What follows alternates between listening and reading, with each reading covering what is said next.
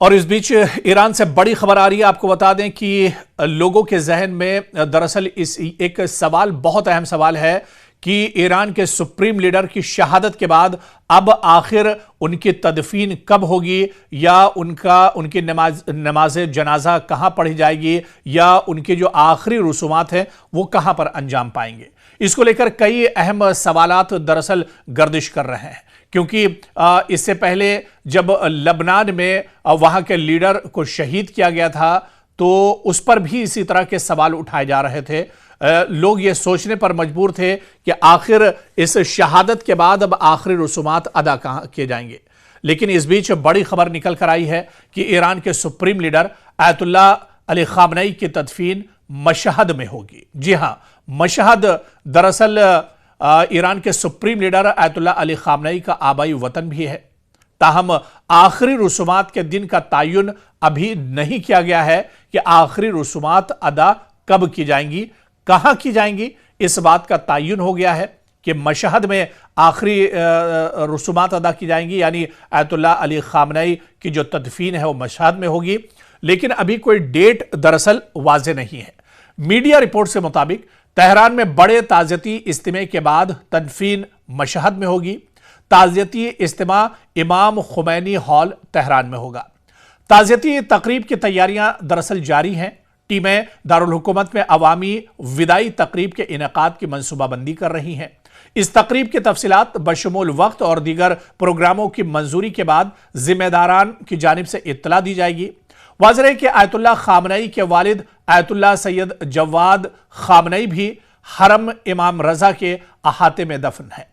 वाज़ेह है कि अमेरिका और इजराइल के हमले में इनकी शहादत हो गई थी। हमले के वक्त वो अपने दफ्तर में ही मौजूद थे और रोजमर्रा के उमूर अंजाम दे रहे थे। आपको याद होगा कि गुज़िश्ता शनिचर यानी 28 फरवरी के रोज इजराइल ने ईरान पर पहला हमला किया था। इस हमले में तेहरान समेत कई मकामात को निशाना बनाया गया था। इन हमलों में कई आला लीडरान भी जाँ बहक हुए थे।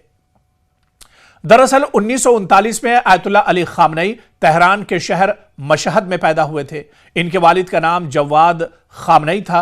वो अपने भाई बहनों में दूसरे नंबर पर थे। उन्होंने निस्बतन गुर्बत में परवरिश पाई। इब्तिदाई तालीम मशहद के एक मदरसे से हासिल करने के बाद वो आला तालीम के हुसूल के लिए इराक के शहर नजफ चले गए थे, जहां उन्होंने फ़िक़्ह की तालीम हासिल की। और 1960 से 70 की दहाई के दौरान आयतुल्लाह खामनई ने शाह ईरान के खिलाफ मुजाहरों और सरगर्मी से हिस्सा लिया था और इन्हें कई बार जेल भी जाना पड़ा था। 1989 आयतुल्लाह रूहुल्लाह खुमैनी की वफात में हुई और इसके बाद आयतुल्लाह खामनई ईरान के सुप्रीम लीडर बने। वो सिर्फ रूहानी पेशवा ही नहीं बल्कि हुकूमत की समत का तयन करने, मुसल्लह अफवाज की कमान और अदलिया के सरबराह के तकर्री में मशावरत तक इनके फ़राइज़ में शामिल थे। तो 5 दिनों से जारी जंग के दौरान अब आप ये देखिए कि ईरान में तकरीबन 800 अफराद जाँ बहक हुए हैं, मुतादिद जख्मी हो गए हैं। ईरान भी इजराइल और अमेरिका के फौजी अड्डों को लगातार निशाना बना रहा है और ईरान भी पूरी मजबूती के साथ इस जंग में लड़ रहा है। बल्कि ईरान के पासदारान इनकलाब का कहना है कि उन्होंने अपने सुप्रीम लीडर आयतुल्लाह अली खामनई की शहादत का दुश्मन से बदला जब तक नहीं ले लेंगे तब तक वो अपने घरों को वापस नहीं लौटेंगे। और इस बीच ईरान से बड़ी खबर आ रही है। आपको बता दें कि लोगों के जहन में दरअसल इस एक सवाल, बहुत अहम सवाल है कि ईरान के सुप्रीम लीडर की शहादत के बाद अब आखिर उनकी तदफीन कब होगी, या उनकी नमाज जनाजा कहां पढ़ी जाएगी, या उनके जो आखिरी रसूमात हैं वो कहां पर अंजाम पाएंगे। इसको लेकर कई अहम सवालात दरअसल गर्दिश कर रहे हैं, क्योंकि इससे पहले जब लबनान में वहां के लीडर को शहीद किया गया था तो उस पर भी इसी तरह के सवाल उठाए जा रहे थे। लोग ये सोचने पर मजबूर थे कि आखिर इस शहादत के बाद अब आखिरी रसूमात अदा कहां किए जाएंगे। लेकिन इस बीच बड़ी खबर निकल कर आई है कि ईरान के सुप्रीम लीडर आयतुल्लाह अली खामनई की तदफीन मशहद में होगी। जी हां, मशहद दरअसल ईरान के सुप्रीम लीडर आयतुल्लाह अली खामनई का आबाई वतन भी है। ताहम आखिरी रसूमात के दिन का तयन अभी नहीं किया गया है कि आखिरी रसूमात अदा कब की जाएंगी, कहां की जाएंगी। इस बात का तयन हो गया है कि मशहद में आखिरी रसूमात अदा की जाएंगी, यानी आयतुल्लाह अली खामनई की जो तदफीन है वो मशहद में होगी, लेकिन अभी कोई डेट दरअसल वाज़ेह नहीं है। मीडिया रिपोर्ट से मुताबिक तेहरान में बड़े ताज़ियती इज्तिमा के बाद तदफीन मशहद में होगी। ताज़ियती इज्तिमा इमाम खुमैनी हॉल तेहरान में होगा। ताज़ियती तकरीब की तैयारियां दरअसल जारी हैं। टीमें दारुल हुकूमत में अवामी विदाई तकरीब के इनेकाद की मनसूबाबंदी कर रही हैं। इस तकरीब की तफसीलात बशमूल वक्त और दीगर प्रोग्रामों की मंजूरी के बाद जिम्मेदारान की जानिब से इत्तला दी जाएगी। वाज़ेह है कि आयतुल्लाह खामनई के वालिद आयतुल्लाह सैयद जवाद खामनई भी हरम इमाम रजा के अहाते में दफन है।